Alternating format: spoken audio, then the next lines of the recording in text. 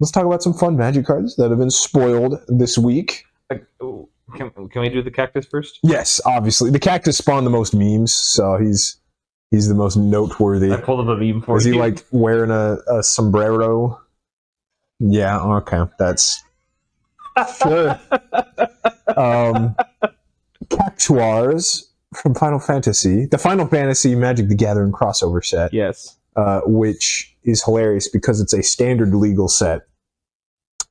So they're going to have to put this on Magic Arena, a digital client, and they've printed the largest creature ever, the Jumbo Cactuar. Yep. If you haven't seen him this week, if you follow anything in Magic, you've probably seen the Jumbo Cactuar. Gets up to 10,000 power, which is hilarious. This is not a silver bordered card. No, it's a real card, and it's standard legal. Yeah. I was blown away. At first, I thought, I was like, this has to be a meme. It's got to be a joke. Where's the silver border? Or just like someone made like, a custom card. Some Final Fantasy legendary creatures got dropped. Like, I'm going to make a cool, like, little funny card. This Cactuar in the games has a move called 10,000 Needles. 10,000 attack. Yeah, exactly. I was like, that's funny. That's fun. And then I was like, oh no, this is real. It's real. Mm-hmm. And it's hilarious. So I don't know what to think about it. The big green stompy in me is like, this is great. Just give him trample. And I win. This is fantastic. Yeah. There's so many things to do. Yeah. Or like, even like, if you're like getting close to losing the game and you have him out, you declare him as an attacker and then like Swords of Plowshare him. Oh yeah. 10,000 life. Boom. 10,000 life. Like, it's pretty good. Like, well, all right. Have fun, guys. Not mad. I love the discourse around this because, well, first off, I love seeing the card design because we don't need paragraphs of text. This is one line of text. Yep. He's a 1/2. No, 1/7. 1/7. All right. He's a 1/7. And when he attacks, he gets plus 9,999 power until end of turn. So he turns into a 10,007. Yep. Simple card design. I love it. It's beautiful in its simplicity. This is like what I like about Magic or old Magic. Some card designs now are just too complicated. This is a simple card. Yep.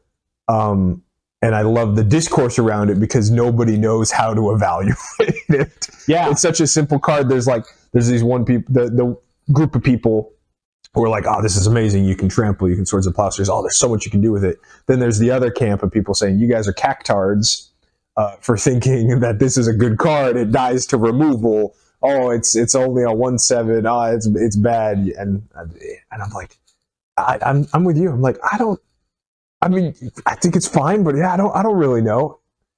I think we need to see how it plays out. Yeah. I am worried that like when you like this is the creature with the biggest power and toughness ever printed. Yeah.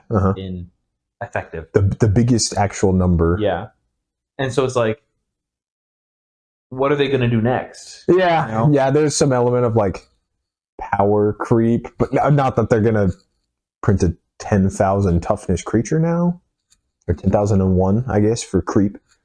A little bit stronger, but yeah, are they going to do like it also has vigilance, or it also has trample, or it also has double strike, or the next one. Crap. He gets plus 20,000 power. Yeah, like it's interesting. I'm not like mad about it, right? Like, yeah. I thought it was very funny online. There's the graph where it's like a bell curve. The bell curve. It's like the two sides, and like the two sides are usually like pretty similar, and then like the center's like. Oh, but like, actually, the dumb people are like, "Oh, that's a lot of damage." In the middle, no, it dies to removal. It's so bad. It's effectively infinite anyway. Like the argument is happening, and like everyone else is like, "Oh, that's a lot of damage." It's a lot of the smart people at the end of the curve. The Jedi one, with the hood. Yeah, that's a lot of damage. Like, yeah, and like in green, it's like I don't feel like in my mind, right? Mm-hmm. There's not a difference between 500 damage and 10,000 damage. Yeah. There's literally no difference. For the game of Magic, as it stands right now, snapshot 2025. Because like, if you have someone who's gonna gain infinite life,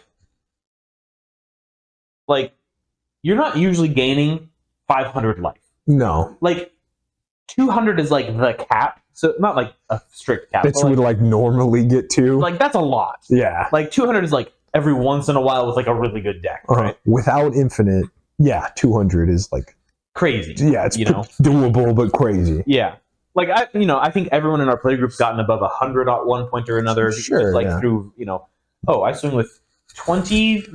I gave all my guys lifelink until end of turn. Boom. There's 23 ones with double strike and lifelink. Yeah. Ooh, I gained a bunch of life. Yeah. It's like, okay, yeah, fair enough. But when you do an infinite combo for life gain, you usually say some astronomical number. You're like, I gained 3 trillion life. Yeah. It's like, okay, whatever. Whatever. Like, because you have to list a number. You can't say infinite. Yeah.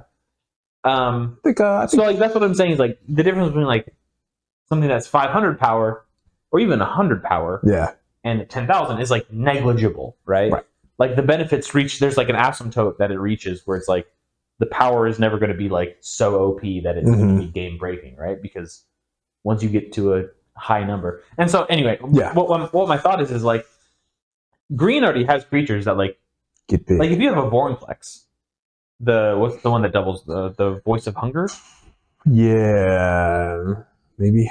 Whichever the one is that doubles the counters, right? Apex Predator. Apex Predator. Yes. Voice of Hunger is the land one. Yes. Anyway, if you have like a Vornplex out, it's like, okay, like on turn 7, turn 8, turn 9, turn 10, whatever, like having a 50-50 creature out with Vornplex is like not unheard of. Yeah, no, definitely not. Like that's a one-shot kill. Yeah. If he gets through, that's a one-shot kill. So like, just like this Cactuar is a one-shot kill if he gets through. Yeah. So is a 50. So is a 40-40. Yeah, usually for a normal life game, you know. And at that point, someone's already obviously taken some damage. They've taken some damage, surely. Yeah. Like it's not like so there's nothing wrong. I don't. With the 10,000. It's like, oh well, you just have to give him trample. It's like, yeah, he's a 7 mana good creature. Thing he doesn't have trample innately. Like yeah. Then it's like, then the cool card design. If they just give it trample, I'm like, all right, well, come on, that's I like make the build around. I did see people in the comments underneath it on Reddit. They were talking about like, oh well, you could just do this and it's like a turn 3 card, and I was like, sick, cool, all right, for like standard and like like that, yeah, sick. And I was like, I mean, like, go for it. Like, Magic games, or the Magic meta, in my opinion, is very similar to free market capitalism. Ah, okay.